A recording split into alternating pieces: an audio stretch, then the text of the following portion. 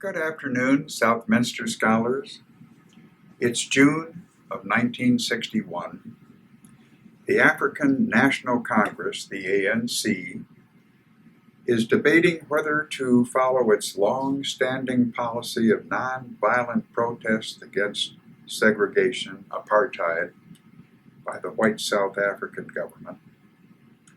A young Nelson Mandela argues it is time for more forceful action.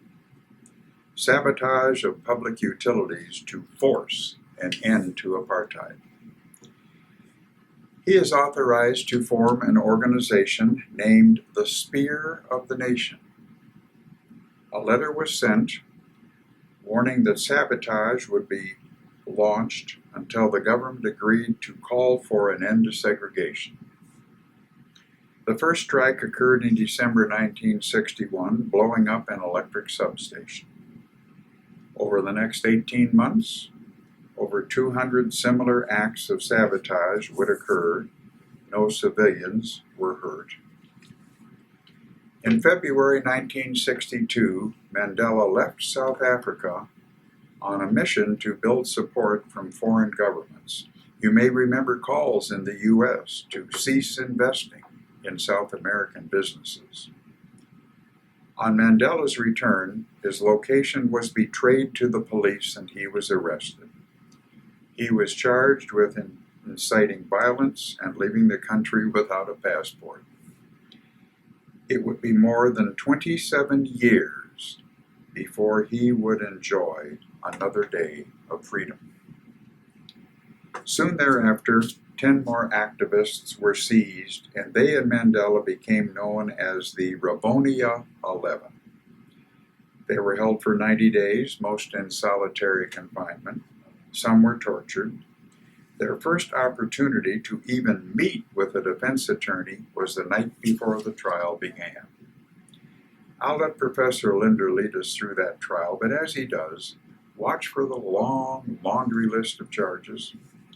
Watch for the pleas of not guilty, and Mandela's assertion it was the government that should be on trial. Watch for the evidence introduced that the government insisted proved violent overthrow, but the defendants argued were merely ideas in the armed struggle for racial justice.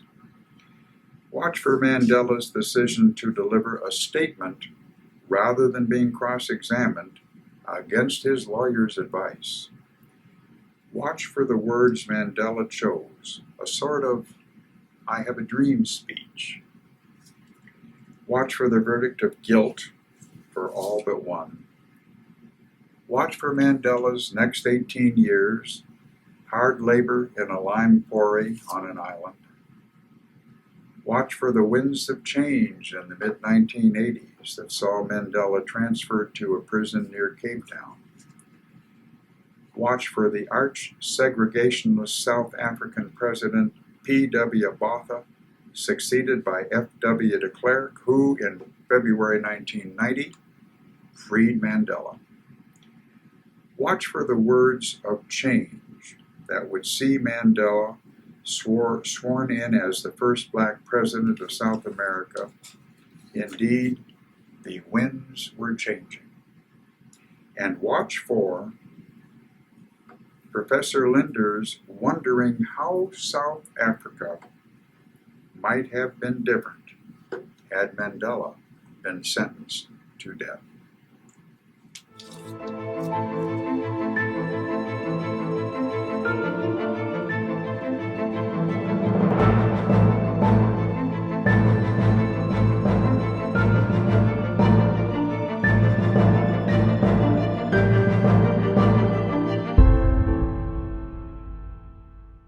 It's June of 1961, and high officials of the African National Congress have gathered in Durban, South Africa.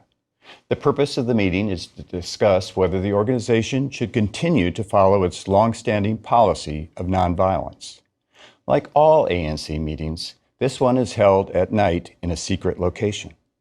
Among all the officials attending that night, Nelson Mandela is the leading voice for a change of strategy. While many in the ANC consider nonviolence to be an inviolate principle, Mandela believes precisely the opposite. As he would later write in his autobiography, Long Walk to Freedom, Mandela feels that nonviolence is a tactic that should be abandoned when it no longer works. In his opinion, nonviolence is not working.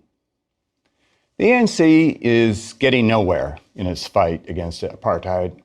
Mandela thinks it is not only wrong, but immoral to subject ANC members to armed attacks by the state without offering them any alternative. The attacks of the wild beasts cannot be averted with only bare hands, Mandela contends. It is time, he says, to save lives by attacking the symbols of state oppression. Not everyone agrees with Mandela. The most significant figure in the ANC at the time is Albert Luthuli. And for him, nonviolence is not just a tactic. It is an important moral principle. But in the end, Mandela's position triumphs. The ANC will become a new type of organization. Mandela is authorized to form a separate military wing, an organization outside of the direct control of the ANC. It will be called Umkhonto we Sizwe, or Spear of the Nation. The decision made by ANC leaders on that fateful day led, inevitably, to the most celebrated trial in South Africa's history. The trial would determine whether Nelson Mandela and his 9 co-defendants would live or die. But even beyond the fates of those 10 individuals, the trial would have a profound and lasting impact upon South African society. In fact, it would become known as the trial that changed South Africa. Let us begin with some background.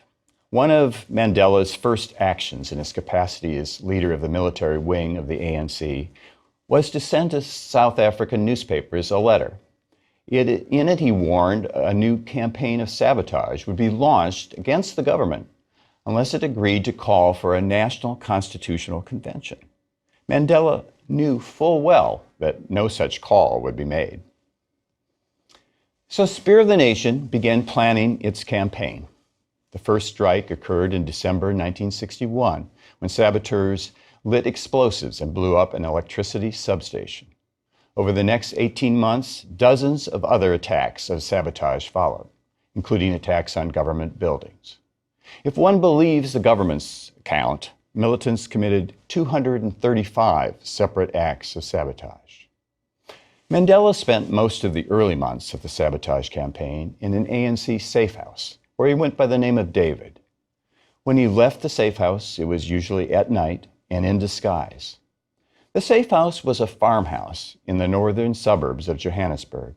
The road leading to the farmhouse began near a bend in the road marked with a sign bearing the name Rivonia. For South Africans, Rivonia became far more than the name on a road sign. It became the name for both the ANC safe house and the trial of ANC militants that captured the world's attention. Mandela used his time at Rivonia to shape strategy and plan a possible future guerrilla war against the South African government.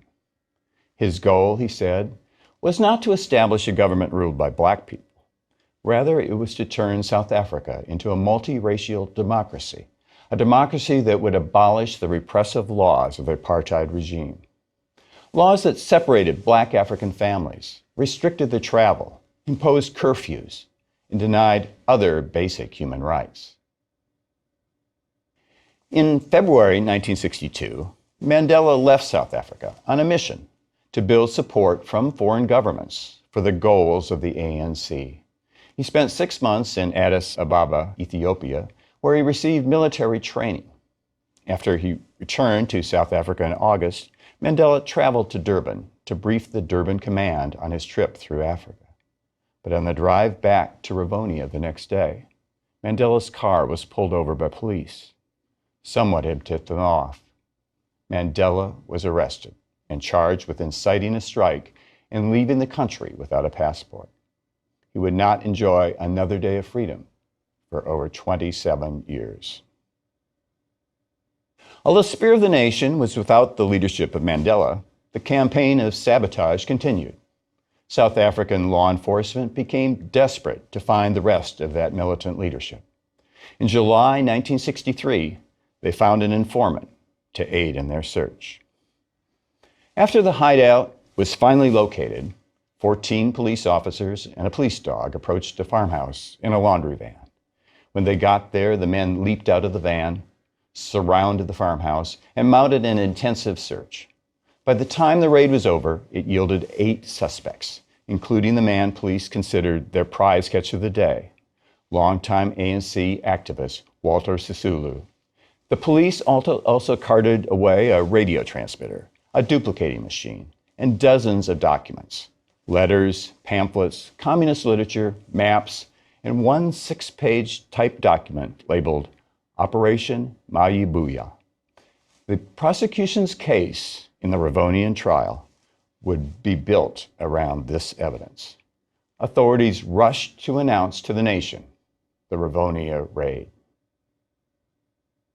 At the time of the raid, Nelson Mandela was lodged in solitary confinement at a Pretoria jail, where he was serving a 5-year term for the charges I mentioned a moment ago. Mandela first learned of the raid when he was summoned to the office of his prison and saw 10 other ANC members. Together, the group became known as the Rivonia 11. The 10 included 7 men captured at Rivonia, 2 men who were previously detained, and an attorney whose law firm had connections with the ANC. All except Mandela were held under a new law that allowed security officials to hold persons without charges for 90 days when they were suspected of political crimes. For the next 3 months, with no charges pending, the detainees were denied the opportunity to consult with lawyers or to see their families. They were held in solitary confinement. Some were tortured. The defendants' first chance to meet with defense attorneys did not come until the night before their trial was scheduled to begin. 9 of the defendants agreed to enter a joint defense.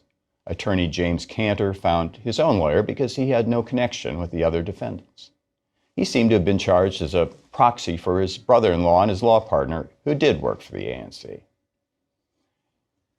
The other member of the Rivonia 11 not participating in the joint defense was Bob Heppel.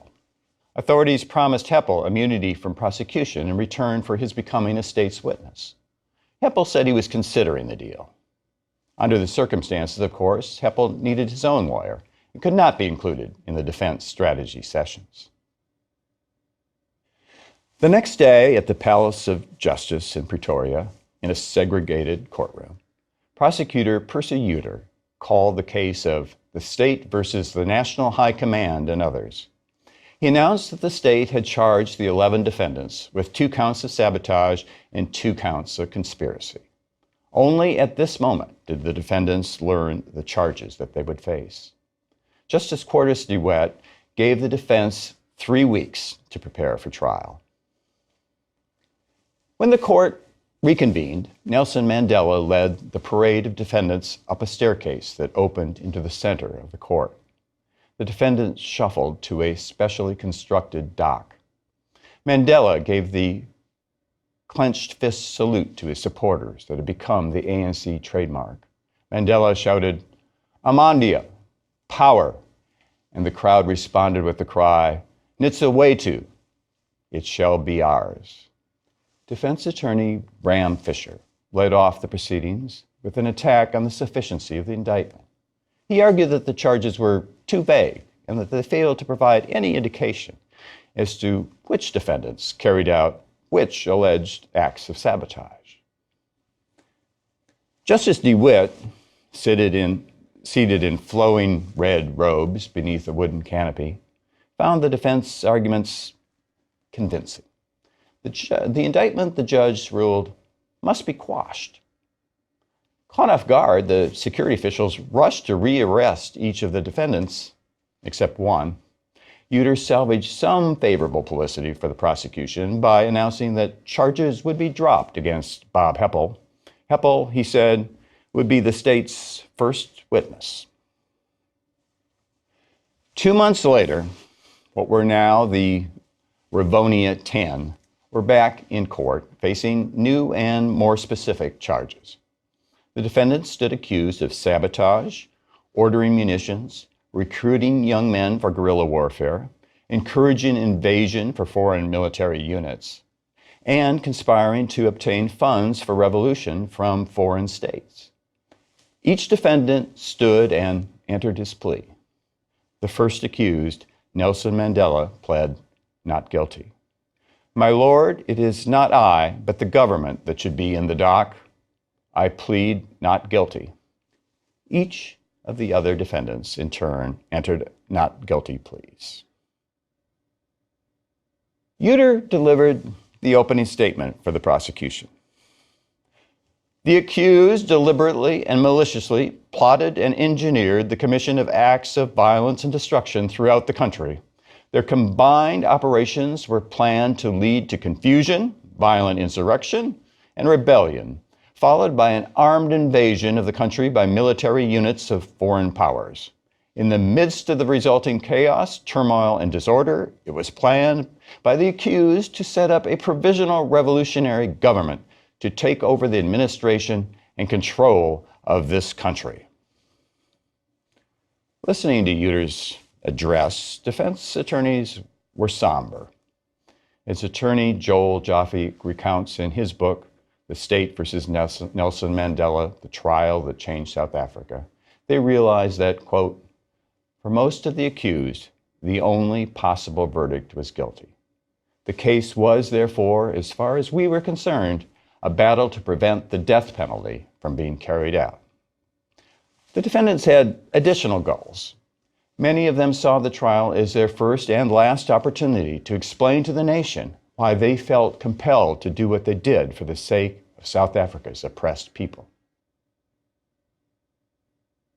The first prosecution witness would not be, as earlier promised by prosecutors, Bob Heppel. Heppel fled the country. From the safety of Kenya, he told reporters that he never had any intention of testifying against his fellow defendants. He was just looking for an escape opportunity, and he got one. Instead, the star witness for the prosecution was Bruno Matola, known in court only as Mr. X. Matola was a former Spear of the Nation saboteur. Matola testified that, on orders from the National High Command, he blew up a municipal office, a power pylon, and an electricity line. He testified that Mandela gave comrades in his regional command a pep talk before they undertook their missions. Matola described the workings of bombs, grenades, landmines, and other weapons used by Spear of the Nation saboteurs. Matola also testified that he believed that the ANC and Spear of the Nation had become instruments of the Communist Party. He explained that financial and family reasons led him to abandon Spear of the Nation. The ANC kept promising that I would be paid, he said, and they were still making promises long after I had given all hope of ever getting anything from them. They didn't care about me nor about the others, the recruits who were arrested. Mutolo's betrayal confused Mandela and the other defendants. In his autobiography, Long Walk to Freedom, Mandela wrote that he was especially upset with Mutolo's willingness to implicate underground activists who were not charged in the case. Mandela considered this action inexcusable. The other critical piece in the prosecution case was that 6-page document confiscated in Rivonia, the one labeled Operation Mayibuya. This turned out to be a plan that called for guerrilla warfare and an invasion of South Africa by supporting foreign military units. The prosecution contended the plan was the actual operating plan of Spear of the Nation. The defense, on the other hand, contended that Operation Mayibuya was the draft of a possible plan of action and had not been approved by either Spear of the Nation or the ANC. In fact, Nelson Mandela testified that he considered the document to be entirely unrealistic in its goals and in its plans. Uter produced the damning documents, which he read rather dramatically in court. A document marked top secret in the handwriting of one of the defendants and found at the Rivonia farmhouse mentioned possible support from the Soviet Union, China, Germany, and Yugoslavia, among other countries. Methods of obtaining weapons, including explosives, were outlined in detail. The defendants viewed the evidence with indifference. They readily admitted they talked openly about sabotage, and the armed struggle for racial justice. Many of the prosecution witnesses in the Rivonia trial were recruits who testified only after enduring tough questioning while in detention, often in solitary confinement. Some of the recruits were physically mistreated. Knowing that their release from detention and escape from future prosecution depended upon providing trial testimony that satisfied the demands of police and prosecutors, how reliable could their testimony be? From the standpoint of the defense, the answer was not very reliable at all. It is clear, in fact, that some witnesses shaded the truth or lied outright to strengthen the state's case. For some defendants, including Nelson Mandela, the prosecution's evidence of guilt was very strong. For other defendants, the evidence of guilt was less compelling, but likely still to be sufficient for a conviction under the political circumstances of the trial. And for yet other defendants, the prosecution's cases ranged from weak to virtually non-existent. One defendant was implicated in the conspiracy only by a single witness who claimed that the defendant drafted a couple of pamphlets and taped a broadcast for ANC radio. The only evidence against another defendant came from a witness who said he saw him erect a radio antenna on the roof of the safe house. And for James Cantor, the most incriminating evidence, if it could be called that at all, was that his law office might have been used by other persons in a manner that violated communications bans. After the state rested its case, defense attorney Bram Fisher delivered his opening statement. Fisher admitted that 7 of the 10 defendants were members of the Spear of the Nation, but denied that the High Command made a decision to embark on a course of guerrilla warfare. Operation Mayubuya, Fisher said, had not been adopted and would not have been adopted, while there was some chance of having their objectives achieved by the combination of mass political struggle and sabotage. Fisher finished his address with an announcement. The defense case would commence with a statement from the dock by Nelson Mandela. Mandela's decision to deliver a statement to open the case is interesting. An opening statement is not subject to cross-examination, and so it is given little weight by a judge. Mandela chose to deliver a statement rather than testify because, in his words, he did not want to be limited to the question-answer format. He simply wanted a chance to explain, in his own way, why he and others found it necessary to undertake a campaign of sabotage against the South African government. The defense team agreed to the arrangement because they recognized that the usual form of testimony would have caused Mandela's arguments to lose power, as they come out as a jumble of bits and pieces. The defense team worried, however, because the speech Mandela planned to give was unapologetic. His attorney thought the speech might earn him the death penalty. The decision not to call Mandela as a witness, but rather as a speechmaker, caught prosecutor Percy Uter by surprise. He jumped up from the prosecutor's table to cry, my Lord, I think you should warn the accused that what he says from the dock has far less weight than if he submitted himself to cross-examination." Justice DeWitt looked at the prosecutor dryly. The judge said, "I think, Mr. Uter, that the counsel for the defense has sufficient experience to advise their clients without your assistance." Mandela began speaking in a quiet, even voice. He spoke for 4 hours. "I am the first accused," Mandela said, and he proceeded to tell the story of his life. He explained why he joined the struggle for racial equality and why he finally came to the conclusion that nonviolent protest must give way to more violent approaches. Without sabotage, Mandela said, the goal of a multiracial democracy in South Africa could never be achieved. In his words, "At the beginning of June 1961, after a long and anxious assessment of the South African situation, I and some colleagues came to the conclusion that as violence in this country was inevitable, it would be unrealistic and wrong for African leaders to continue preaching peace and nonviolence at a time when the government met our peaceful demands with force. This conclusion was not easily arrived at. It was only when all else had failed, when all channels of peaceful protest had been barred to us, that the decision was made to embark on violent forms of political struggle. Mandela concluded his speech by announcing he was ready to make the ultimate sacrifice for his cause. During my lifetime, I have dedicated myself to this struggle of the African people. I have fought against white domination, and I have fought against black domination. I have cherished the ideal of a democratic and free society in which all persons live together in harmony and with equal opportunities. It is an ideal which I hope to live for and to achieve. But if needs be, it is an ideal for which I am prepared to die. Mandela sat down. In his autobiography, he described the scene in the Pretoria courtroom. The silence seemed to stretch for many minutes, but in fact, it lasted probably no more than 30 seconds.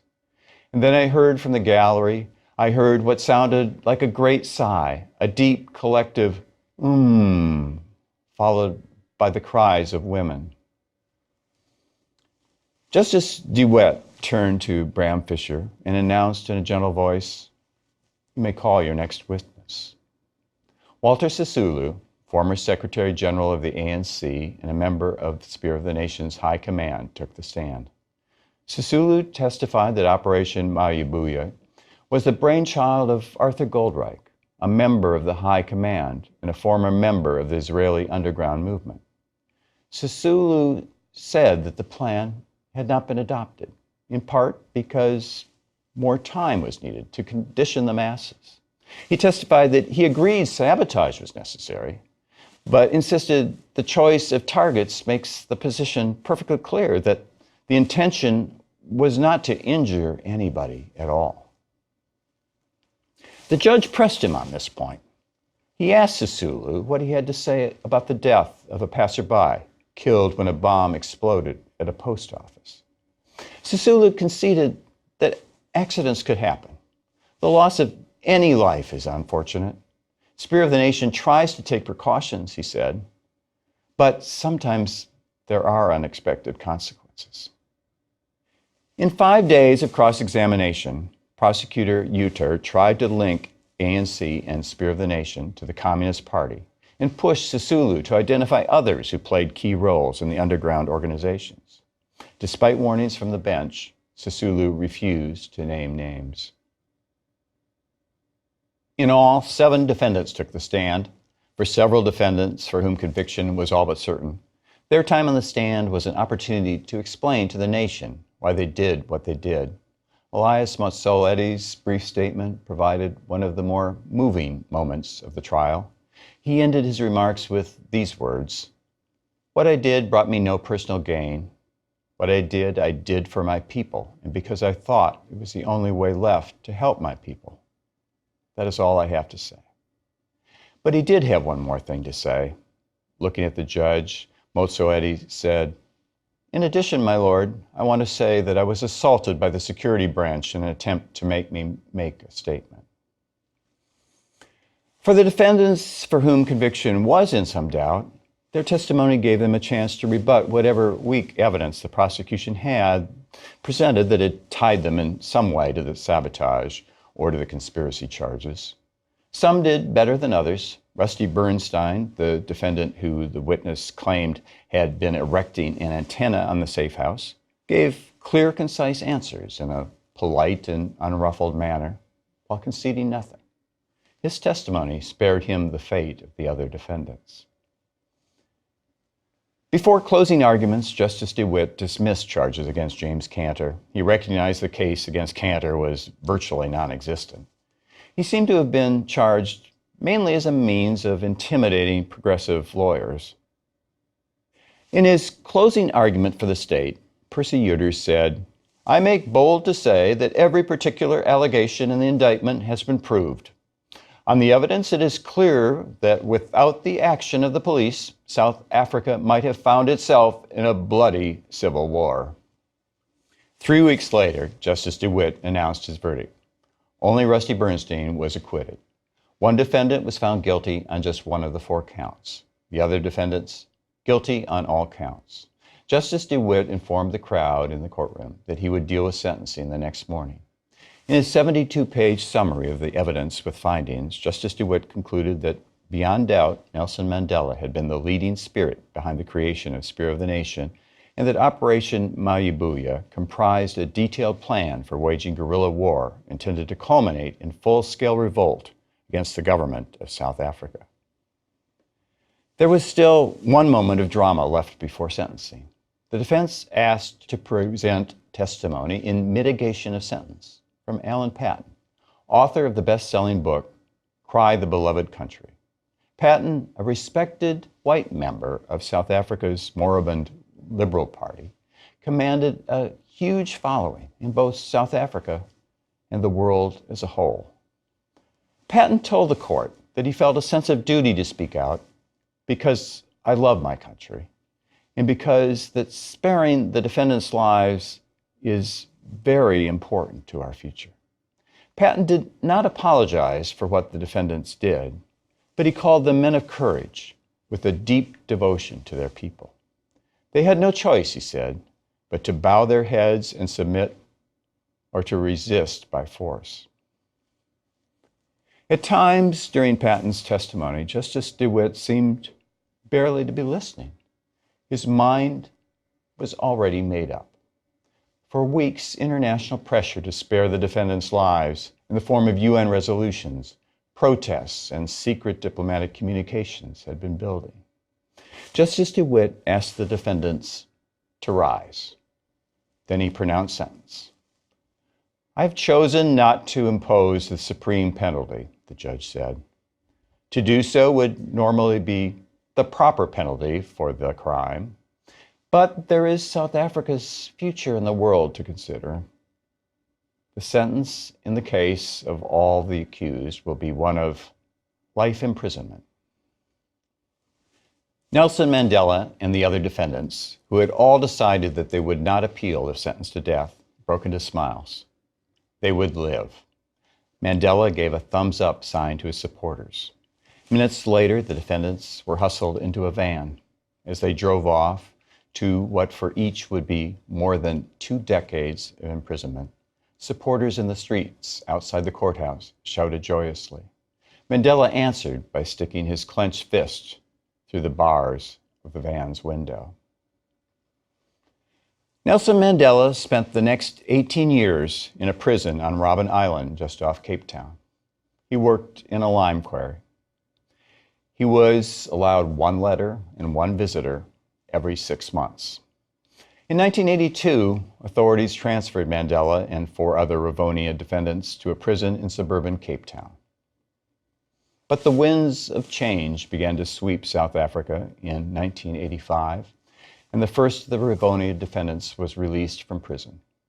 President B.W. Botha offered Mandela a deal: renounce violence and be freed. Mandela refused the offer. Only free men can negotiate. A prisoner cannot enter into contracts. In November of 1985, the governing National Party decided to enter into secret negotiations with Mandela for what it hoped would be an eventual transition to a multiracial government. By the late 1980s, only Mandela remained in prison, while secret negotiations for his release continued. In February 1990, President F.W. de Klerk made the announcement that the world was waiting for. Nelson Mandela would be freed. The next year, Mandela was elected president of the ANC. In April 1994, South Africans of all races went to the polls. The ANC won 62% of the vote. On May 10, 1994, Nelson Mandela took the oath of office to become the first Black president of South Africa. We can wonder how the history of South Africa might have been different had Mandela been sentenced to death, as he might well have been. It is hard to imagine any leader emerging in his place with half his grace, his willingness to forgive, or his power to inspire. The world would have been a poorer place. A few takeaways for me. Mandela's closing statement before being sentenced. I have fought against white domination, and I have fought against black domination. What I seek is a democratic and free society in which all men live together, in harmony and with equal opportunity. This is the ideal I hope to live to achieve, but it is also the ideal for which I am prepared to die. Did you notice Alan Paton's appeal for leniency? He was a white member of South America's Congress who had written "Cry the Beloved Country." I remember reading that, very struck by it, speaking out against the brutalities of segregation. He told the court, "It is my duty to speak out of love of country. These are men of courage. They were faced with the choice to bow heads and submit or resist by force." Professor Linder closed with the observation that it is hard to imagine any leader emerging in Mandela's place with half his grace, his willingness to forgive, or power to inspire. The world would have been a much poorer place without him. And I suggest we could say the same for Martin Luther King. Well, comments, observations. Next week, the Mississippi burning trials. And as always, thanks for coming.